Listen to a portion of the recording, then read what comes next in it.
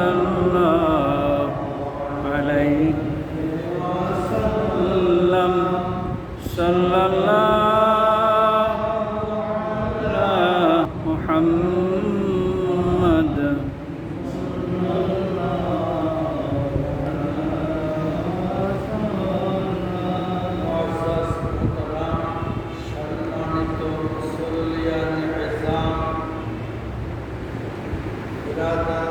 ইসলাম আসসালামু আলাইকুম রাহমাতুল্লাহি ওয়া বারাকাতুহু। ওয়ালাইকুম আসসালাম রাহমাতুল্লাহি ওয়া বারাকাতুহু।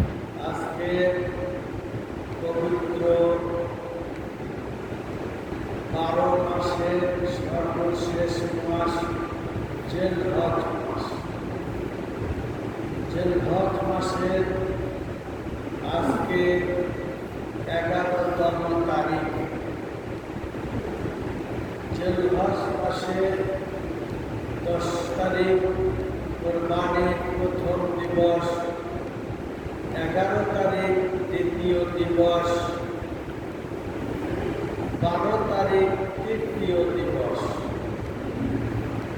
আজকে 3 দিন পবিত্র কোরবানি দেওয়ার সময় সুযোগের মধ্যস্থিত দ্বিতীয় দিবসে পবিত্র শুক্রবার দিন। একে তো কোরবানির দিন, অপরদিকে সপ্তাহের সেরা শ্রেষ্ঠ দিন শুক্রবার। সেই হিসেবে কোরবানির দিবসের ফজিলত, গুরুত্ব, তাৎপর্য এবং শুক্রবার দিবসের ফজিলত, গুরুত্ব, তাৎপর্য আমরা উভয় এই নিয়ামত, উভয় দিবসের এই গুরুত্বপূর্ণ সওয়াব হাসিল করার সৌভাগ্য আমরা লাভ করতে পেরেছি। আল্লাহর দরবারে শুকরিয়া জানিয়ে সবাই বলবো আলহামদুলিল্লাহ। আলহামদুলিল্লাহ।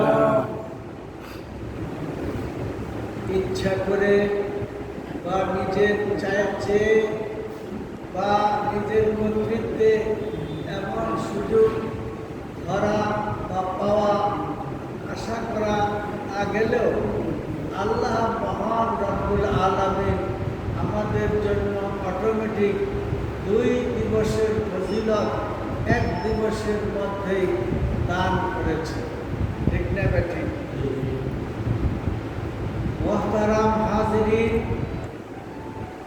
আপনারা জানেন গোটা পৃথিবীর মানুষ পবিত্র হজ পালনের উদ্দেশ্যে বাইতুল্লাহর দেশে আরফা, মিনা, মুজদালিফায়, মক্কা শরীফ, মদিনা শরীফে অবস্থান করতেছে।